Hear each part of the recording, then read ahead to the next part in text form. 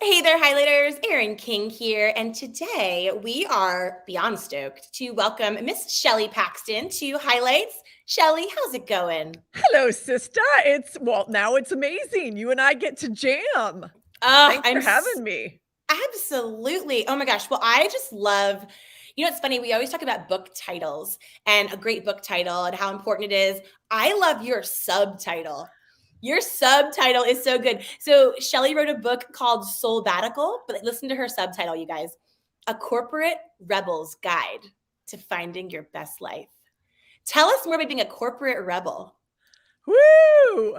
I am a rebel. I am a corporate rebel. So much of my work is now around this idea of rebelling for versus against, but yeah, I would love to sink into that, but let me answer your question. So, a corporate rebel in that context, when I was writing this book and I was going on this Soulbbatical journey, was this idea of I worked up the courage to say, you know what?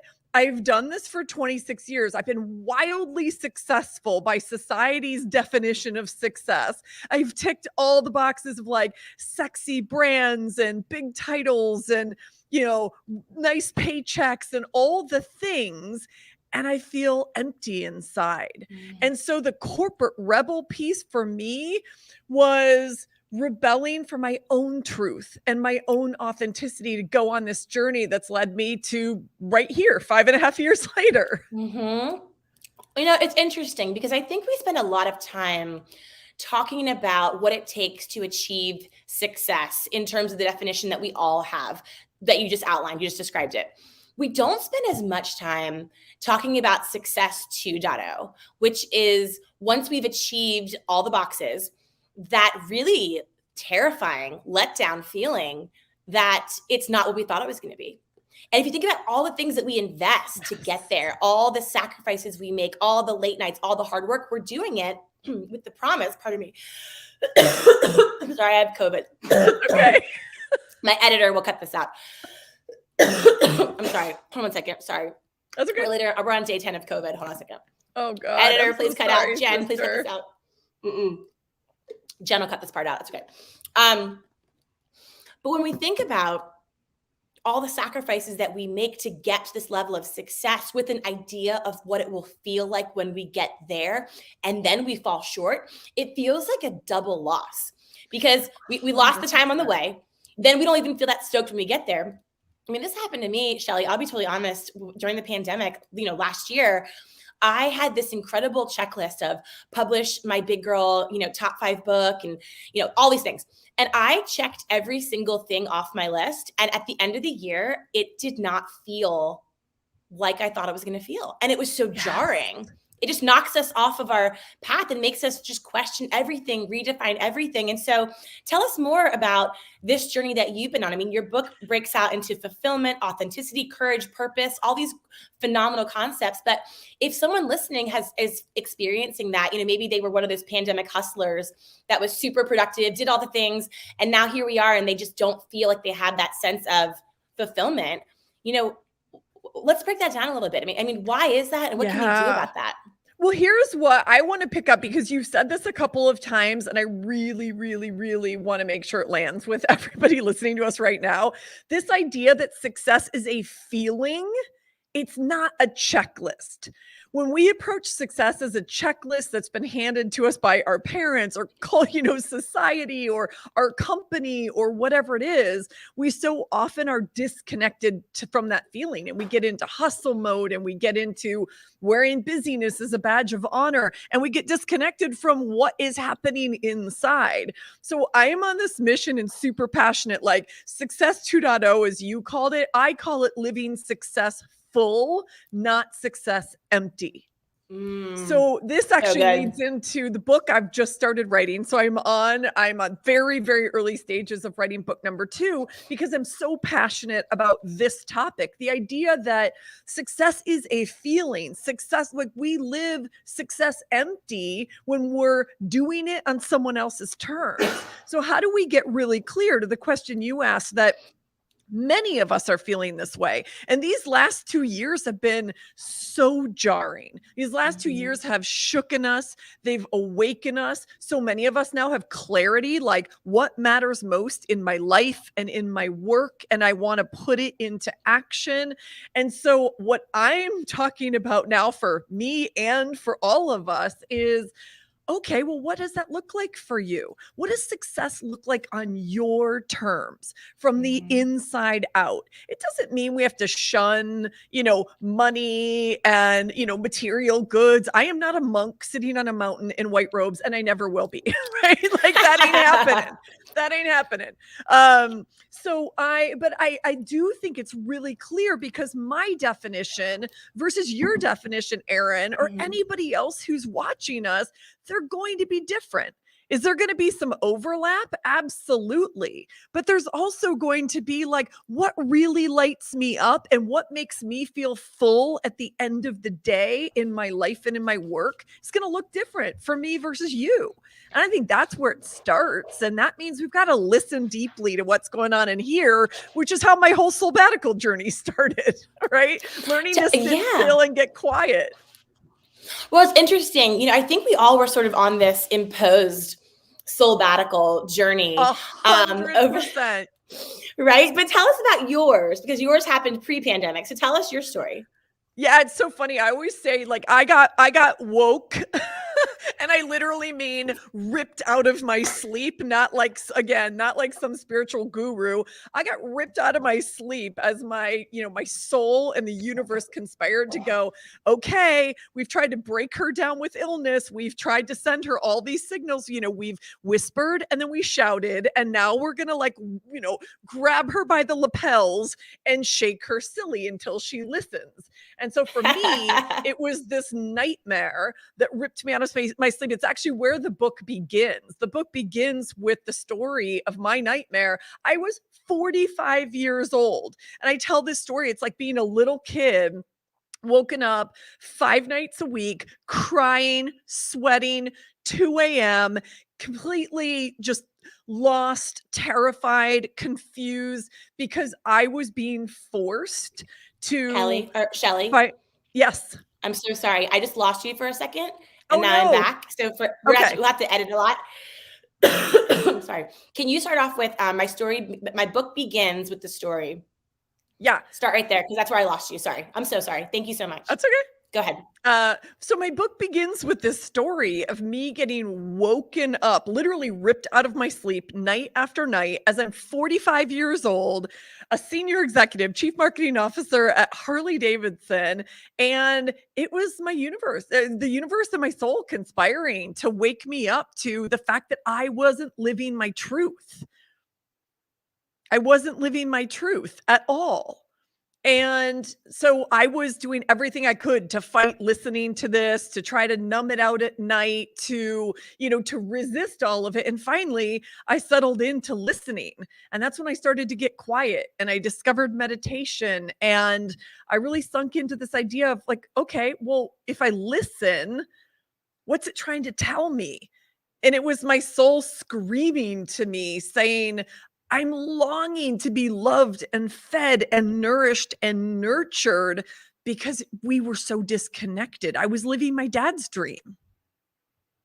Isn't it so interesting, the imprint that our parents make on us in terms of, we follow them for so long, how many years of our lives before that one moment where you realize that your parent is just another human being that's flawed, and they're not the answer, and they're not a superhero. We all have that story where we're like, oh, our parents are people.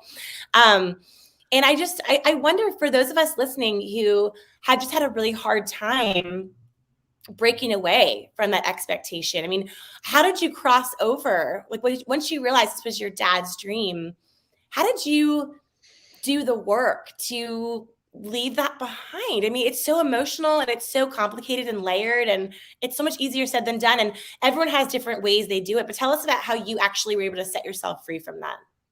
Yeah, and I call it liberating my soul. And, I obviously created language around it because it was the scariest thing I've ever done, hands down to date. And I'm sure I'll do well. The second scariest thing was probably publishing the book because it was the raw story behind all of this.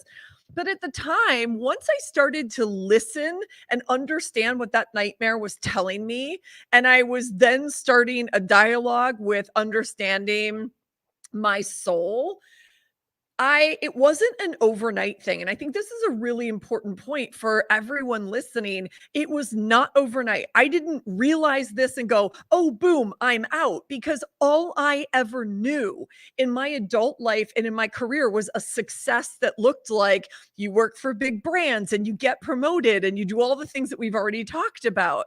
So for me, it was getting quiet and saying, "All right, well, what like starting to reconnect." And then I started to lay the foundation for me to leave Harley. And I will be honest, at the time, I had no idea that I was leaving corporate for good. And my work doesn't suggest you have to leave corporate for good. This isn't about leaving your job. It's about finding yourself, right? Soulbbatical is about making a choice. It's a way of being, of living in more alignment, greater alignment with your truth. And, in a way that's more authentic, more courageous, more purposeful. I didn't know any of that back then. And I really didn't have any role models for doing this. So for me, it was really working up the courage to say, the question I asked myself is, okay, at the time I was 45 years old. If I'm 50 and I'm still asking these questions and I'm still feeling empty inside, asking myself, is this all there is? Am I moving closer to who I want to become or further away? And the answer was obviously further away. And so I decided to invest in the possibility of my future self. And I gave myself a timeline. It was about a year that I had this nightmare to when I left Harley. I paved my way out and I said, I'm going to give myself a year. I had a little nest, a little cushion of money. I am not independently wealthy. I do not have a trust fund, but I had enough money to say, you know what? I'm going to give this a shot and I'm going to explore what it means to reconnect with me and fire up like my creative soul and my passion again and see where it leads me. And even if it boomerangs me right back to corporate, that's okay. I'm going to take that chance. And Yeah. obviously Shelley. it didn't. Yeah. Well, I love that. So much of what you said, there's two things that really jumped out for me with what you were just saying, which is such a great story. So the first thing that jumped out for me was when you said, I didn't see a lot of examples of what I wanted to do. I think that is a huge reason that women in particular find ourselves stuck, is because you said you were chasing down your dad's dream. I also was following my dad's path, because even though it's 2022, my mother stayed home and raised us, and my grandmother didn't have my grandmother didn't have her own money. Exactly. And was an immigrant from Ireland. And I'm the first generation of my family to be a female who is in charge of her own finances. And as crazy as that sounds to say, that is not an easy path to forge, to create, to uncover single-handedly. And I think that lack of examples, we can't be what we can't see, is a huge reason that we find ourselves stuck. The second thing, go ahead. Oh, go ahead. Yeah. Go ahead. Oh, well, I just want to comment on that for a second, because I love that you picked up on that. The way I start the book, you might remember this from the intro to the book. I literally wrote this book because I didn't have those role models when I left Harley, and I was scared shitless. I didn't know what was going to come of it. I was looking all around me for like, where do I go from here? And how do I take that first step, courageous step forward? And so in the intro to my book, I say, I wrote this book because I want to put an arm around you and say, I got you. I want to be that person. I want to be that powerful female role model sitting next to you on the couch, taking you on this journey and helping you reflect on what this means for you. And I think the more of us who can do that as we're taking these tiny, courageous steps forward, share them, be the change, and support each other on the journey. So well said. And even just thinking what could have been possible, selfishly, I'm like, gosh, I would have loved to have read these books back when I was, starting out my career. If we had had more, I just feel like we're living in such a special time right now with this explosion of feminine force that's coming out in so many areas of thought leadership. And it all of a sudden seems like, I have some girlfriends that are like, oh my gosh, the space is getting so crowded. And I'm like, yeah, that's phenomenal. It's always been all dudes. Like, crowd it up. Let's go. We can't have enough women telling their story and forging that path for the next generation. So thank you for your book. I'm so excited for my highlighters to read it. The second thing that you said that was super interesting that I think is really key for our highlighters to hear is that Shelley said, like, I didn't have millions of dollars set aside. Hold on a second. Sorry, girl. I'm on day 10 of COVID and it is just, I'm working it out. Sorry, Jen, please cut all this out. It's disgusting. We'll take on from the top. Oh my God. Sorry. Freaking, have you had COVID yet? I think I did, but I didn't even realize I had it. I didn't have it like you have it right now. Oh God. Day 10. I have the antibodies. Good for you. Yes. Sorry, Jen. This is so much editing. Okay. All right, from the top. So the second thing that you said, Shelley, that I think is so important for our highlighters to highlight and pick up on is that you said, look, I didn't have a huge nest egg. I didn't have millions of dollars. I didn't have a trust fund. So many of us, when we find that we are hearing our soul crying out for a different path, we have our rational brain kick in and just tell us it's not fiscally possible. Yeah. We have bills. We can't do it because insert practical bill paying financial reason here. And I think that that's so dangerous and so limiting because what you said was so key. You said, first of all, I'm going to save up till I have enough for at least a year. You said, I'm not going to do this forever and ever. Amen. It doesn't work. But I'm going to try it. Number 3, you gave yourself a deadline. You gave yourself a specific hard stop, which I think is so key because highlighters, if you're listening, this does not have to be you make this jump and you become Mark Zuckerberg and that's the end. It doesn't have to be, I'm going to stay stuck for 3, 4, 5 more of my precious years on this planet until I feel totally safe and perfectly financially comfortable. That's not going to happen either. Which will never happen. We tend to exist. Yeah, we're in these binary spaces, right? And neither one are realistic. And so what I love that you're authorizing in this conversation is find that middle ground. You don't have to be loaded and no risk. You don't have to be an idiot, jump, no game plan. Find that middle space. Give yourself an amount of time that you're going to test it, you're going to learn from it, and you're either going to fly or you're going to take the lessons and fly in a different direction. But either way, you win. And I love that last bit is so important too, because the other piece that I didn't say is I gave myself permission to say, you know what, I'm saying a year, but if I get 3 months into this or 6 months into this and something's not feeling right, or maybe I'm going stir crazy, or maybe I decide that I've made the complete wrong choice and I don't feel lit up, and now I'm just, in a puddle on the ground. Well, I give myself permission to course correct whatever that was going to look like in the moment. So I think that's it too. I said a year, but it could have been 2 months. It could have been 6 months. In my case, it ended up being 15 months because 8 months into my Soulbbatical, my dad had 2 massive strokes that rocked my world. So that was kind of Rock My World Part 2. It's actually chapter 2 of the book.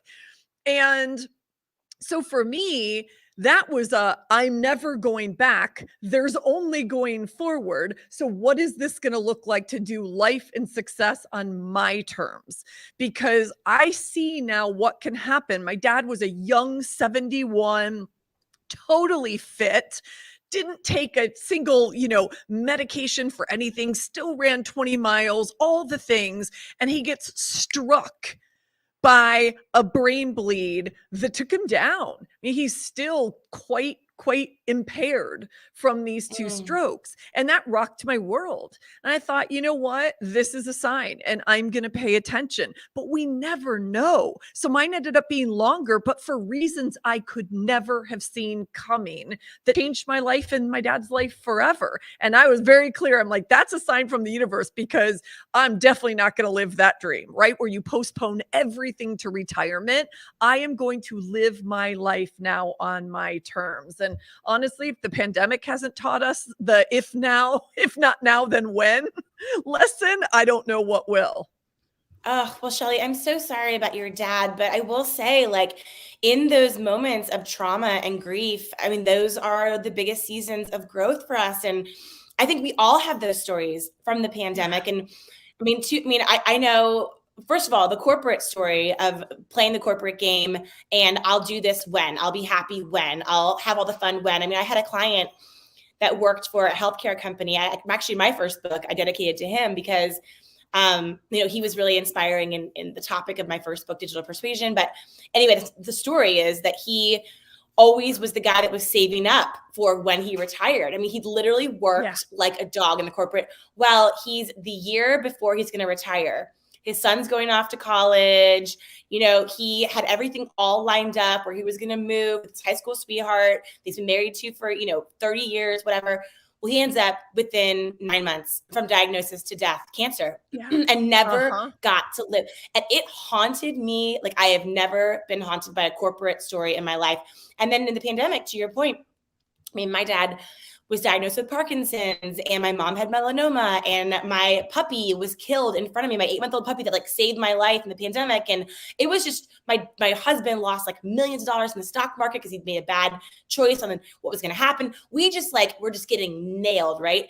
And to your point, it's like there's these dark moments, but it's also in a way we have to learn to honor the darkness and Yeah. honor those seasons because they build an armor around you that is inconstructible on our own.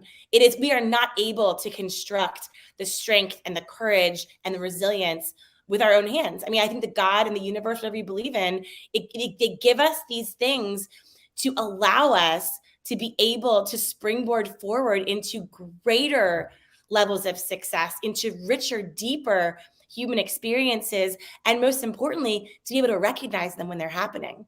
Because no one can Yeah. teach us that now or never feeling like seeing it firsthand.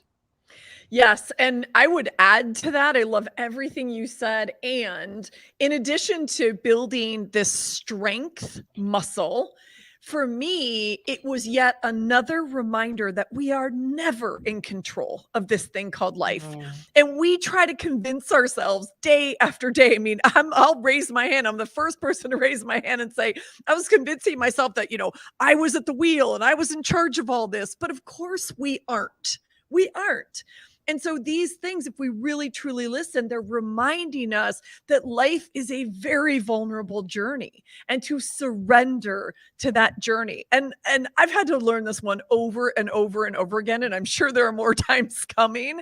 But that surrender is so powerful because that's what invites us into whatever's next, to take a step forward, to do the thing we couldn't have imagined. So I wanted to make sure we touched on that too, because I think it's so powerful, especially right now, that vulnerability and that surrender in the way that we live our lives, that invites in the magic and the synchronicity and all of the yumminess. It's not easy. It's scary as shit, but it's yummy. Yeah, it is. It's so good.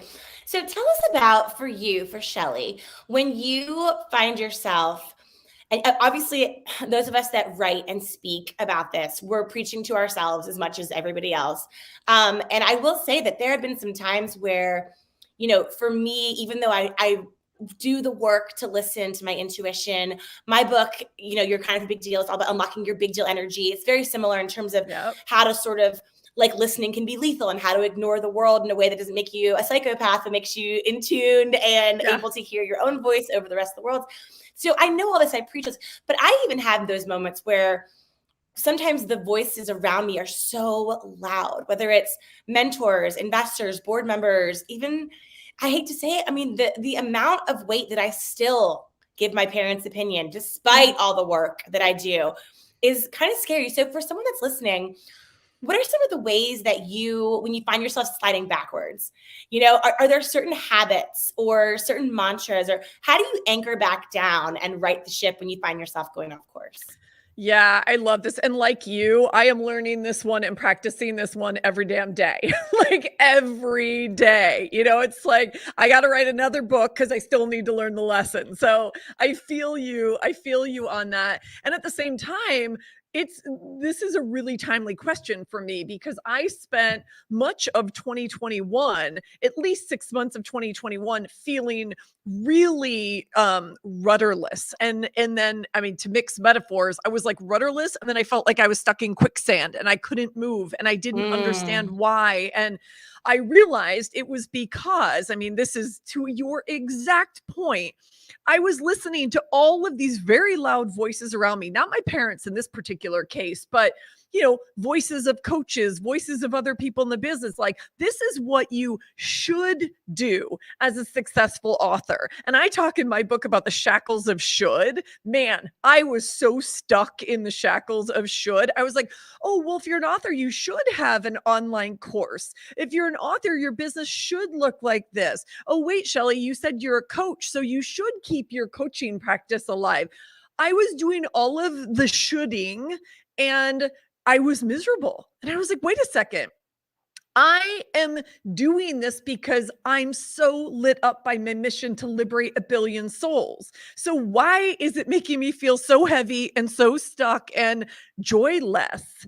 And I realized it's because all of those shoulds, all of those other voices were driving how I was shaping my business. And I was like, finally got to a point where I had to, again, get quiet. Yes, the voices are there, but I also have the agency and the choice as to how much of a vote I want to give those voices. So the reminder to me and the reminder to everybody listening is I reminded myself, I'm like, they don't get a vote. They can sit there and scream and squawk at me all they want. They don't get a freaking vote. And so when I got quiet, and as I say with a good friend of mine, I just gave myself permission to stop the things that were keeping me running on the hamster wheel that didn't feel, one, true to me, that didn't feel like they were bringing soul and joy into my life, that didn't feel true. And so I let myself lie in the proverbial hammock and surrender and let go a bunch of things. And I said, the first decision I made was I never set out to be a coach. As much as I love coaching as a tool in every aspect of everything I do, from speaking on stages to writing books, I never set out to run a coaching practice. So it's okay. Don't run a coaching practice. And I let go of that. So a long-winded way of answering your question to say, getting quiet and giving yourself permission to let go of some of those things that aren't bringing you joy, that were somebody else's vote in the first place, usually starts to create the space so you can see more clearly and invite the things that do bring you joy in. Yeah, I love that. And, I definitely budget time to do that. I have to actually schedule time on my calendar, which is terrible. It's like, now it's time to be brilliantly intuitive and tune in. And you're like, now, really? Like, with all the things. But one thing that I think is interesting is sometimes when we do tune in and listen for those answers, we oftentimes don't get the answer that we want. We get an answer that is not the one that we're trying to control and drive. And we're trying to still own this narrative. And it's like, we're listening to ourselves, but our head's trying to sort of like wrestle and overpower our heart. And I think that for a lot of us too, if we've made a decision to go in a direction, I think as women in particular, we struggle to authorize ourselves that it's okay if we change our mind. Like, just because we changed our mind doesn't mean we're scattery, we've lost focus, it's shiny object syndrome.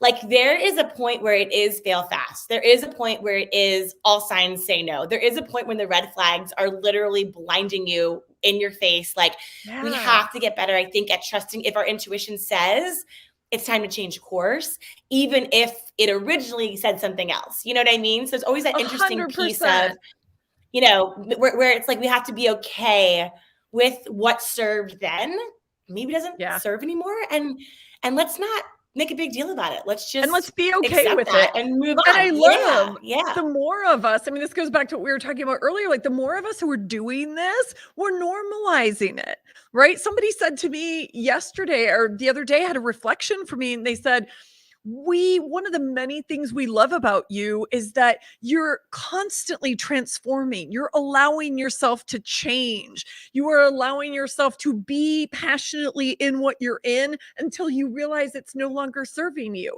And then we watch you evolve and this rebirth into the next season, the next thing. And I didn't even realize I was doing it because I'm in the mess. I'm in the struggle of it. But I thought, yeah, wow, I love that reflection because more of us, I mean, if I can be me doing it and living it publicly in the world, give some other woman permission, whoo, I'll sign up for that all day long. yeah, All day long. And yeah. write yourself permission slips. Like I do this every day. I love the color orange, as you can see. Orange is like, Yeah. it's bold, it's bright, it's badass. And so every morning when I check in with myself, I learned this from Brene Brown. I ask myself, what do I need to do, not do, or feel today in order to show up as my most powerful self? And sometimes that's like, I need a freaking nap. Sometimes that's like, Yes. I need to cancel 3 of the things because I have once again done the thing I promised myself I won't do, which is block my calendar back to back. I need to Yeah. create space, whatever that is. Like, give yourself permission because it's a great way to practice that permission muscle of course correcting, and everything is not set in stone. So look at every day Yeah. like that as well. It's so good. I love that so much. And I think it's easier said than done sometimes for us to allow ourselves to give ourselves that pause if we need it. And I think right Yeah. now it's weird because everyone I talk to is in such a season of reinvention. Like it's like we were who we were before the pandemic. Then we became this new person during the pandemic. Now it's still dragging on, but the world's opening back up. And so Yeah. now it's almost like we're all reinventing again. Like, who are we now on the other side? I And love it. that's, This is juicy yeah, energy. it is. This I agree. I This is agree. juicy And I energy, and think I that, said to you off camera yeah, that I'm doing that as well. I'm stepping into I've realized, like, Soulbbatical's a powerful concept. I invite everybody in to say, "This can be your way of being," and at the same time, I realize that I'm on to the next step, and it's time to own me and step into the Shelley Paxton brand and all that I can be in the world and play bigger, and that's felt really scary and really energizing all at the same time. So I'm feeling that reinvention and that possibility for all of us because listen, we're not going back. You and I know that. Everybody listening to this knows that. We're not going back. So let's consciously create what we want going forward.